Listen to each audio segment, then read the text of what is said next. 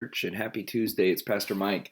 Um, Yesterday in our devotion, we talked about Jonah. We talked about having the heart that God has for the people in this world. Not just believing something about God, but believing about the world like God does. Seeing it with his eyes, loving it with his heart.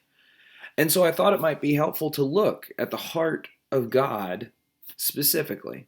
And there's really nowhere else in Scripture that the heart of God is more clearly and beautifully expressed than in John chapter 3. When Jesus is talking and he says, "For God so loved the world that he gave his only Son, so that whoever who believes in him may not perish but have everlasting life." And then the following verse is a great reminder that God's love saves, that God's character is not ultimately something of condemnation, but salvation. Jesus goes on, he says, "Indeed, God did not send the Son into the world to condemn the world, but in order that the world might be saved through him." Jesus has not come into this world to convince us of our desperation or to convince us of our own condemnation. Instead, he comes to offer us salvation.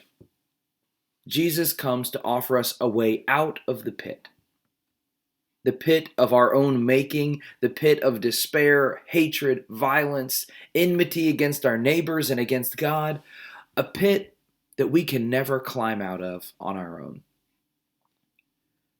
I want my heart in this world to be like God's heart to this world. A heart that can look at pain and hurt and the mistakes that people make, even mistakes that they make that hurt me or impact me, and to not respond with condemnation and to not respond with anger or hatred, but instead to see them and love them, to forgive and restore and redeem wherever possible, and to always leave open an avenue for forgiveness. Because that's what God offers each one of us. No matter how far we may stray from God, the road back is always one step away. A single statement from us to God saying, "I am sorry for what I've done, and I want to be made whole again." May that be your heart today. May it be all of our hearts that we seek to find wholeness with God and with ourselves and with those around us, because we know that God came to save the world and not condemn it. Let's be about that mission today and every day. God bless you.